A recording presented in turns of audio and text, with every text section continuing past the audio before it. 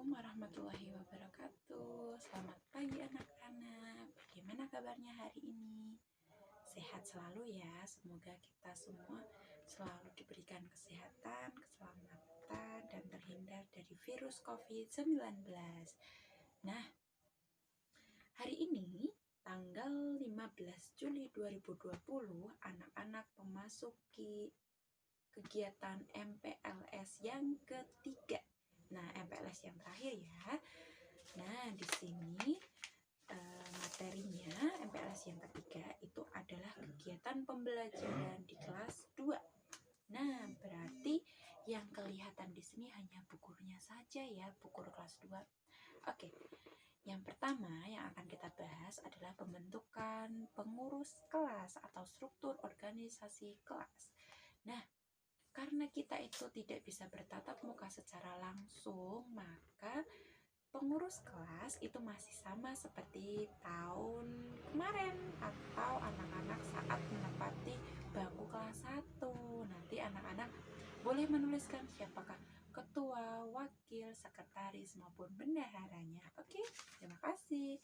Selanjutnya yang akan kita bahas adalah tentang tata tertib. Nah, tata tertib saat pandemi COVID-19 khusus untuk kelas 2. Jadi berbeda seperti tata tertib saat anak-anak bertatap muka secara langsung dengan guru. Oke ya. Nah, tata tertib yang pertama adalah siswa wajib absen melalui WA Group dengan cara memfoto, tetapi dengan menggunakan seragam lengkap.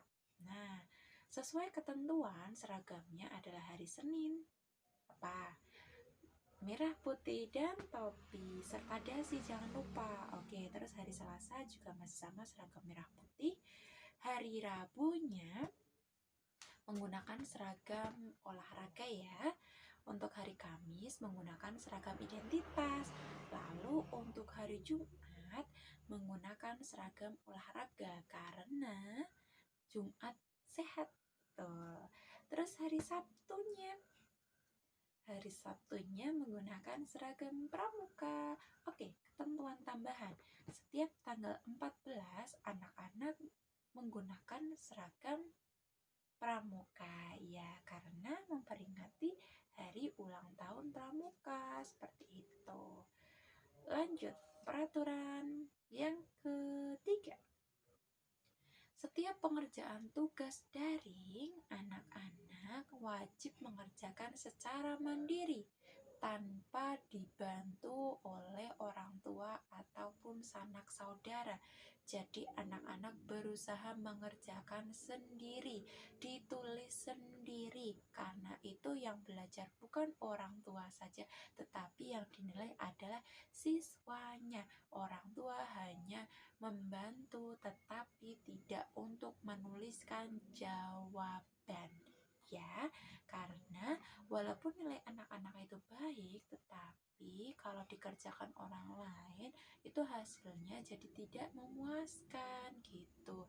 Jadi minta tolong ya untuk semua wali murid jangan menuliskan jawaban di buku tulis anak karena tidak akan meningkatkan kemampuan anak, malah menyenangkan anak, tetapi efek kedepannya malah anak tidak berusaha sendiri seperti itu. Jadi tolong kerjasamanya ya Bapak Ibu. Selanjutnya, dalam penulisan jawaban, anak-anak wajib menuliskan hari dan tanggal, lalu tema, subtema, serta pembelajarannya. Baru di bawahnya ditulis soal serta jawaban sesuai ketentuan dari Bu Guru gitu. Lalu untuk pengiriman tugas masih seperti biasa saja.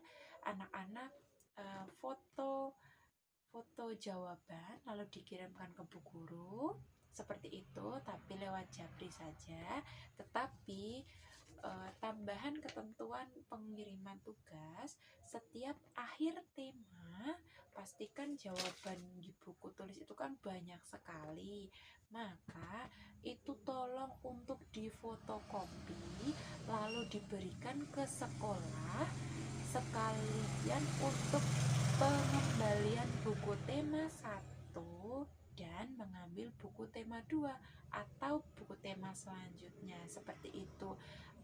Karena itu akan dijadikan sebagai arsip guru dalam pembelajaran daring, seperti itu. Terima kasih ya kerjasamanya Bapak Ibu. Lalu ketentuan yang terakhir, selama pandemi COVID-19 ini anak-anak tidak dibolehkan untuk bermain di luar saat jam pelajaran berlangsung. Nah, jam pelajaran berlangsung itu kan kalau Senin sampai Selasa sampai pukul 9.15, hari Rabu sampai hari Jumat sampai pukul 8.40. Pada hari Sabtu itu penilaian harian, berarti anak-anak sebelum diakhiri pembelajarannya tidak boleh keluar rumah atau keluyuran kemanapun. Tolong ditahan dulu dan tolong jangan ganti baju dulu gitu ya, kecuali kalau memang anak-anak mengikuti orang tua bekerja, karena ini kan pembelajaran daring wajib menggunakan HP, jadi itu masih bisa dimaklumi dengan alasan pada pukul itu anak-anak mengerjakan tugas gitu. Selanjutnya, karena SD Rambi Anak 2 itu sudah menggunakan kurikulum 2013, di mana kurikulum 2013 itu mencakup beberapa muatan pelajaran. Nah, karena kita itu berada di kelas rendah, maka muatan pelajaran yang melebur jadi satu itu yang pertama ada PPKN, Bahasa Indonesia, Matematika, PJOK, dan SPDP yang melebur menjadi tema. Nanti ada mata pelajaran tambahan, yaitu ada bahasa Inggris, bahasa Jawa, PAI, BTG, dan PJOK praktek dari Pak Guru Olahraga, seperti itu. Lalu untuk tema yang ada di kelas 2 ada 8 buku tema. Nah, setiap semester terdiri dari 4 tema.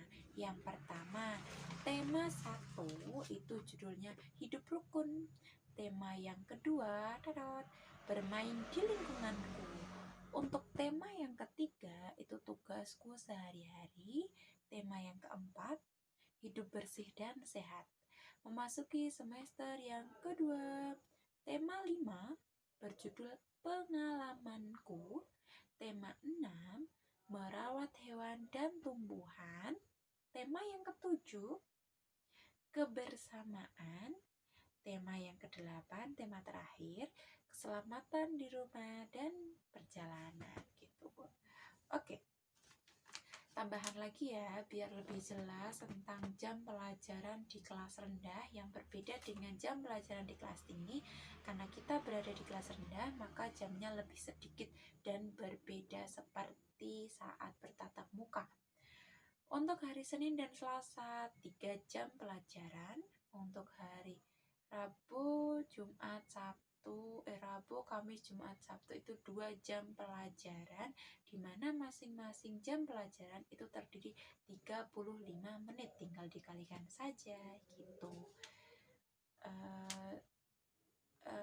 Terakhir, pembentukan paguyuban wali murid kelas. Nah, karena kita belum bisa bertatap muka secara menyeluruh, maka paguyuban wali murid kelas 2 akan saya pasrahkan kepada Bapak Ibu semua, boleh seperti saat kelas 1 maupun dibentuk lagi, monggo saya pasrahkan semuanya ke panjenengan gitu.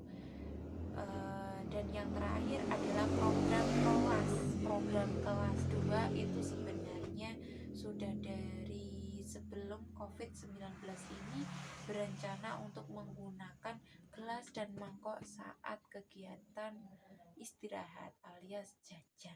Jadi saat jajan anak-anak diwajibkan untuk membawa gelas dan mangkok agar tidak menggunakan plastik untuk mengurangi sampah plastik. Nah, selain itu anak-anak juga dibolehkan untuk membawa bekal makanan sesuai kesepakatan dari kelas seperti itu. Lalu setiap jeda semester itu kelas 2 berencana akan melaksanakan kegiatan refreshing. Kalau anak-anak sudah masuk, anak-anak bisa melaksanakan kegiatan refreshing bersama satu kelas gitu. Nah, itu saja yang dapat saya sampaikan. Kurang dan lebihnya saya minta maaf karena masih terbata-bata dan banyak salahnya dalam berbicara. Saya minta maaf yang sebesar-besarnya. Ingat anak-anak, jangan lupa jaga kesehatan, jangan lupa beribadah, dan tetap selalu menggunakan masker ketika anak-anak berada di luar rumah. Gitu saja, sekian yang dapat saya sampaikan. Saya akhiri, wabillahi taufiq walhidayah. Wassalamualaikum warahmatullahi wabarakatuh.